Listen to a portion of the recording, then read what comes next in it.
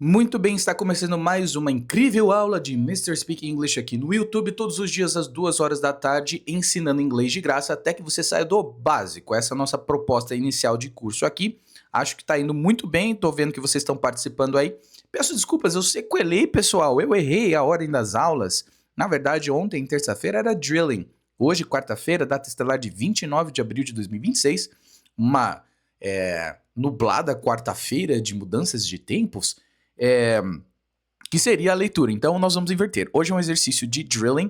Para quem não me conhece, meu nome é Guilherme Cordeiro, sou professor de inglês já há 13 anos, trabalho com tradução, curso livre, etc. Vocês vão ainda ouvir muitos dos produtos que eu tenho para lançar até o fim do ano. Olha, que coisas legais, tudo bem? E aí, hoje a gente vai praticar o tal do drilling. Drilling é um exercício basicamente dirigido, um exercício de repetição, né? Deixa eu... Opa, aqui ó, foco. Opa, não foge não, tá? Então, é um exercício de repetição, e a gente vai ser o mais objetivo, mais prático possível. Lembrando, esse é um curso para iniciantes, pessoas do 0 aos 6 meses aí de vida no inglês, tá bom? Direto e reto, vamos ao ponto aqui, ó, start, tá? Pronomes, pronomes pessoais, subject pronouns no inglês, são as primeiras palavrinhas que você vai aprender, tá?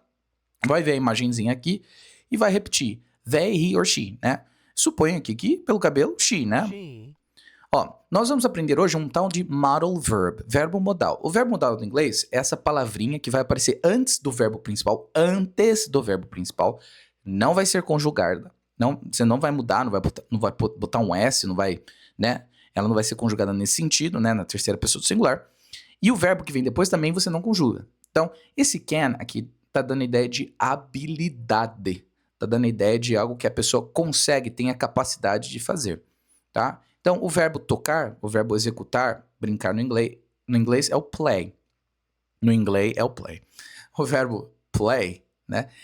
Então, eu poderia muito bem usar no infinitivo essa frase. She plays the violin. Aí eu tô falando de um hábito, uma ação que acontece no presente. Aqui, como eu quero expressar a ideia de uma capacidade, uma habilidade que ela tem, eu vou adicionar esse verbo modal, que ele vem antes do verbo principal, para conferir essa ideia aí. Então, é de capacidade e habilidade. Ó. She can, nesse caso, play the violin. Frase completa. She can play the violin. She can play the violin. The violin. Tá?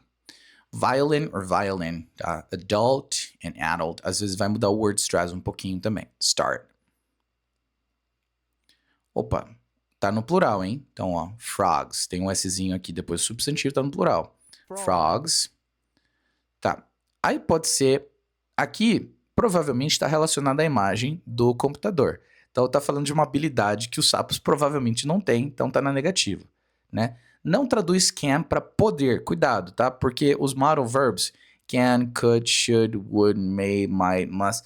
Se você traduzir, no fim vai ser tudo poder ou dever. Então, eu sempre falo, nunca traduz as coisas no inglês, em particular modal verbs, não vai dar certo, porque vai tudo cair na mesma palavra, tá? E aí você não vai saber a diferença. A ideia é saber qual é a modalidade, qual é a função de cada modal verb, tá? O caso do can, por exemplo, ele tem umas 3, 4 modalidades, funções, né? Ele vai dar um aspecto ali pro verbo principal. Nesse caso aqui, ele tá dando ideia de capacidade e habilidade, tá? Mas ele pode ser usado para outras coisas também. Frogs can't. Tá? Pode ou não falar o T aqui, né? Can't. Mas se for pronúncia variação americana, can't. Só dá na entonação a negativa. Frogs can't use a computer. Frogs can't use a computer. Sapos não conseguem, não podem, não devem, não têm a capacidade de, não têm a habilidade de usarem computadores. Frogs can't use a computer. Use a computer. Let's keep it up. Start. Tá no plural, ó. Cats. Tá associando o gatinho ao violão, então provavelmente não tem a capacidade, habilidade, permissão, nesse caso aqui não consegue, né? Então poderia ser essa tradução também, poder, dever, conseguir, saber, né? Gatos não sabem tocar violão, gatos não conseguem, não podem. Então por isso que essa ideia de não traduzir modal verb, tá? O ideal mesmo é você saber por que você tá usando, nesse caso tá exprimindo uma capacidade e habilidade. Cats can't play the guitar. Presta atenção, para instrumentos musicais você vai usar você vai usar aqui, ó, o artigo definido the. Play the guitar. Play the guitar. Gatos não conseguem, não podem, não devem, não têm habilidade, não têm capacidade de tocar violões. Cats can play the guitar. Antes da gente fazer, olha para a imagem aqui. Você vê uma pessoa, tem vários balãozinhos de fala em cima da cabeça dela, e provavelmente ele tem um ponto de interrogação que está indicando que ele provavelmente não consegue, não sabe, não tem habilidade, capacidade de falar outras línguas, tá? Então aqui provavelmente vai ser uma frase na negativa. Tenta aí, como que seria essa frase? Né? Ele não consegue, ele não pode, ele não deve, ele não fala outros idiomas. He can. Vou usar o T para assimilar melhor a ideia de negativa. He can't speak other languages. Nesse caso aqui, provavelmente uma língua, provavelmente o japonês, né? He can't speak Japanese. He can't, né? Porque tá aquele com a dúvida. He can't Pode ser speak, ou nesse caso aqui, understand. understand. E não era Japanese, era Chinese, tá? Então, ó, he can't understand Chinese. He can't understand Chinese. Or he can't speak Chinese. He can't speak Japanese. Chinese. Keep it up. Start. Birds, deer or camels? Então, passarinho, tá? Então, birds. Birds. Os passarinhos não andam de bicicleta, não sabem, não conseguem andar de bicicleta. Birds can't. Olha só que legal. O verbo para tudo aquilo que você monta em cima, tá? É ride. Monta em cima e geralmente te leva um meio de transporte, pode ser cavalo, pode ser uma moto, pode ser uma bicicleta. Geralmente é o verbo ride. Ride. Tanto que em inglês o substantivo carona, uma das palavras para carona, né? Você entra num veículo e alguém tá te levando, né? É ride. Pode ser lift, né? Mas geralmente é ride. Tá? Ride a horse. Ride a bike. Ride. Cuidado para não confundir com o verbo hide, tá? Por isso que pronúncia é importante do dia -0, -20, -30. Você vai errar palavras se você errar a pronúncia. Então não é questão de sotaque, é questão de ser inteligível, de você estar falando e conseguir comunicar, tá? Esse é o ponto. Pode ter sotaque, pode ter pronúncia que não é muito legal, não tem problema. O objetivo é vocabulário, estrutura e fala. Mas saiba que tem pronúncia que se você mudar ou errar, vai mudar a palavra, tá? E é difícil pelo contexto às vezes pegar. Então, por exemplo, aqui, ó. I hide the bike. Você tá falando, eu escondo a bicicleta e não eu monto, eu ando na bicicleta. Então, pronúncia é muito importante, tá? Ó, ride. Então, o R no inglês sempre vai torcer aqui, ó. R. É o que a gente respira aqui no interior de São Paulo, tá? R. É bem enrolado mesmo. Os gringos moram em Araraquara, tá? E eles comem macarrão, porque o R no inglês é enrolado. E não é remember, é remember. E não é derar, é there. Pelo menos na variação que eu aprendi, que é a variação americana, evidentemente, o R é muito enrolado e definitivo. Tá? Então, birds can't ride a bike, não hide.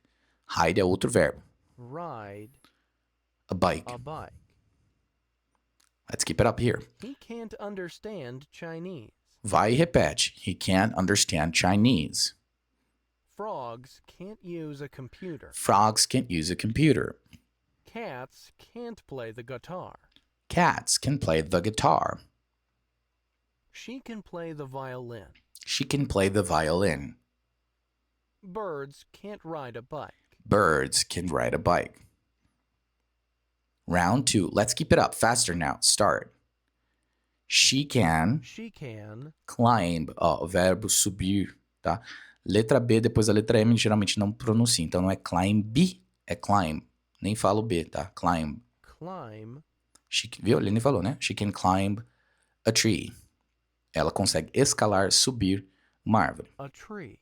She can climb a tree. Ó, a pessoa sabe tocar, consegue tocar um instrumento musical. Então é she can. She can play.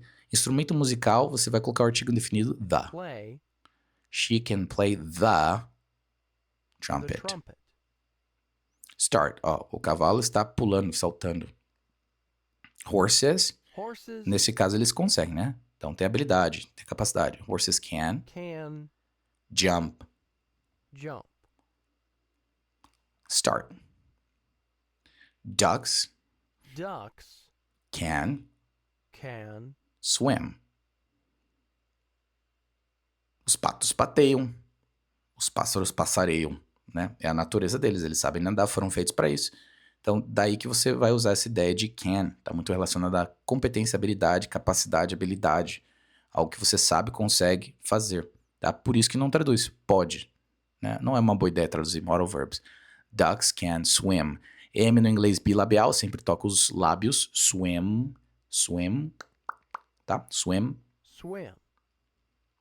Start. Ó, instrumento musical vai ter o artigo definido the.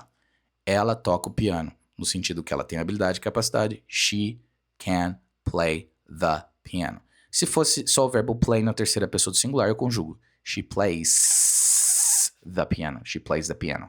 Aqui, todas essas frases estão usando o modal verb can. She can She can play play the piano. the piano. Perfect. Pretty good. Let's keep it up. She can play the piano. She can play the piano. She can play the trumpet. She can play the trumpet. She can climb a tree. She can climb a tree. Horses can jump. Horses can jump. Ducks can swim. Ducks can swim. Perfect. Pretty good. You did it. Muito bem, pessoal. Então, é isto. Drilling é esse exercício repetitivo que você pode fazer com alguns recursos que existem por aí. E a ideia é que você consiga mecanizar ou que você consiga ter menos tempo de processamento para coisas simples, tá? E eu vejo isso sendo uma dificuldade também, fazendo um comentário aqui já mais de sentido de curso pedagógico, né? Cara, tem tanta coisa legal na internet hoje, tanto acesso, o que os professores fazem gratuitamente também. Muita gente faz coisa muito legal, cara, maravilhosa. Na minha época não tinha isso aí, né? Então, assim, aproveitem, tem muita coisa legal, tá sendo feita por aí, por vários profissionais, pessoas que querem que você aprenda. Então, aproveita, tá? E existia uma época, eu falei isso para falar o seguinte, existia uma época em que o tal do drilling, ele era considerado a melhor coisa possível do mundo. Ah, vai lá e repete 1000 frases igual um papagaio, feito um papagaio de pirata, né? E aí chegava depois de 2, 3 anos fazendo esse tal de drilling, principalmente listen and repeat, né? Você ouvia e repetia, ouvia e repetia. As pessoas percebiam que elas não conseguiam falar. Ficava uma coisa assim meio fragmentada, né? Uma ideia que você conseguia falar pequenas frases, mas não estruturar uma ideia, uma conversação. E aí o drilling acabou sendo chutado para escanteio como uma técnica pedagógica execrada, né? Como uma coisa meio proscrita, assim, ó. Tipo, não vai, não é bom. Mas é uma ferramenta boa, ela parte do processo do aprendizado. Ele só não pode ser o próprio aprendizado, senão você vai ficar apertando o botãozinho, né? E tadã, tadã, e nunca vai sair do lugar, tá certo? Então, faz esse exercício com fala. Você tem que falar. Só ficar vendo as frasezinhas aí, só entender gramática, porque a gente viu a gramática, né? O modal verb é aquele verbo auxiliar, um verbo que vai ajudar o verbo principal, ele vem antes dele, a gente não conjuga, né? Quais são eles? Tem may, must, do, tá? Aqui a gente só viu o can, tá? O can, ele tem alguns modos, modalidades, funções, o que você preferir falar, e a ideia é que ele vai dar de capacidade, habilidade, algo que você sabe, consegue, pode, deve fazer, tá? E permissão também, can I help you with something, tá? Então, tem esses verbinhos que aparecem antes dos verbos principais, né? Ou auxiliando verbos principais, nas perguntas, por exemplo, can I help you? Tá? O verbo principal é help, e can, né? Tá dando essa ideia de permissão, pedido, né? Autorização também, nesse sentido, né? A gente vai ver as diferenças de may e can, tá? Então, o drilling, pessoal, ele é muito bom para você reduzir esse tempo de pensamento, não ficar muito matutando aí. É uma coisa relativamente simples, essa estruturação de frase, né? Se você tem que saber nesse começo, são os pronomes pessoais, né? Subject pronoun. I, you, he, she, it, we, you, they.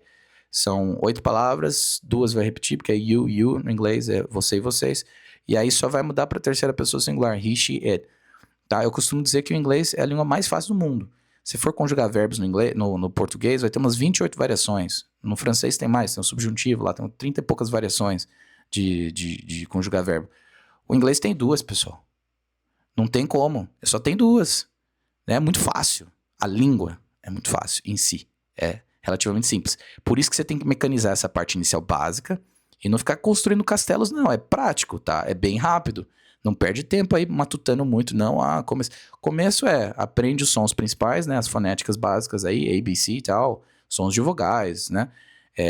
Vai falando. Não fica pensando muito, não. Ai, porque o present perfect, o simple... a boiada já passou, meu filho. É falar. Ó, falar. Você tem que falar. Falar, repetir frase e ir entendendo gramática junto com isso, tá? Não é pra não estudar gramática, tem que estudar. Mas é pra você... já articulando, já mexendo aí os músculos que são importantes. Por isso que eu acho que o drilling, no começo, ele é até interessante, tá? Agora, o que ele não pode ser a única ferramenta, ele não pode ser só a única coisa aí, senão vai ficar igual o papagaio de pirata.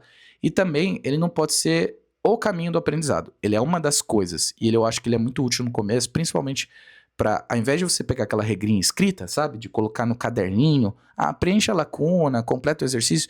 Se você falar 100 frases, é igual você arremessar 100 bolas de basquete. É igual você chutar 100 bolas no gol.